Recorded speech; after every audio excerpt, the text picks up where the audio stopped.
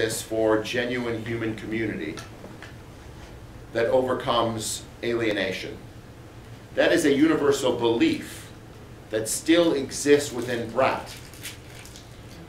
But it's an illusion for Hemingway, because there is no way to overcome your own dividedness from even from other people.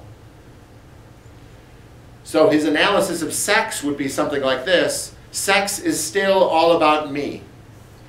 And for you, that is the person having sex with me, there's this person right here having sex with me. She's beautiful. It's all about her for her, too. So it's my wife. This is fair. Good save. Good save. He's basically denying love. He's saying it doesn't exist. It's an illusion. Isn't it pretty to think so? You think love exists? It's pretty to think that. Well, I think a mother and child would be a perfectly good example of that. Mothers leave their children all the time. Not very often. It Well, happens, we hear it it. happens a lot in Hemingway's books. Mr. Brady. Now, you say that Jake understands that love is in fact hollow and there's really nothing there, but do you think that he finds value in the promise of Brett? I think he knows in his heart that actually the fruition of it would end it, but do you think he finds value in the promise, the hanging possibility? No. It's precisely that kind of illusion that Jake punctures. That is, he lives his life without such illusions. Why does he always rescue her? Why does he always come to her benefit? What's the motivating factor there if it's nothing but emptiness? His love's unconditional. I don't know. I don't know. I don't know. It's a good question. Why he helps her several times. As I say, he goes with the flow. He doesn't say no to anything. Right? Not just to her.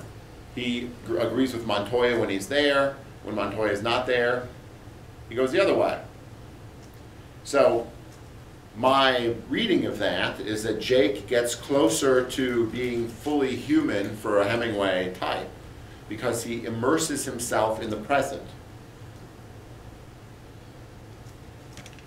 You following me? I think so. He swims, he fishes, he's happy, but he's always engaged in what is going around him as a yes-saying person.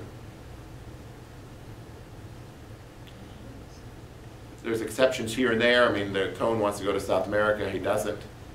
But I think on the important things with people he has some sort of irrational predisposition toward, that's all I can say, he goes with the flow. Is there a hand back there? I was saying, I think Brett is sort of like the old man that sees fish for Jake or something. Like, he doesn't, like, I don't think he wants her really, and if he wanted, like, if they actually were together, then he probably wouldn't, like, want to be with her anymore. But again, it, like, kind of goes back to the struggle thing, because it's, like, he helps her when she needs it, but then when he doesn't, he's just like, whatever. Mr. Winkman? Well, what if Brett wore a fish costume? But that wasn't my point. If she, in that last I think she'd look good. In that last scene, she probably would. In that last scene, when she telegrams him, you please come and need help.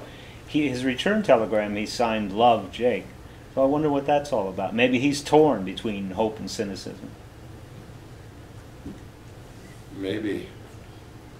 He does go. But even when he's there and she says we could have been happy, isn't it pretty to think so? It seems that's his character. He sees through the illusions that still cloud other people's vision.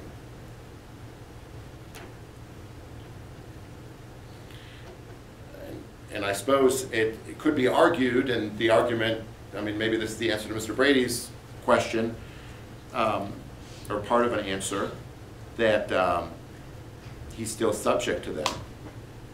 to such illusions, here and there. But the basis, the rock of his character is that he sees through the things. That's why he can be a newspaper man. Right? They see through all the BS and tell you what's true.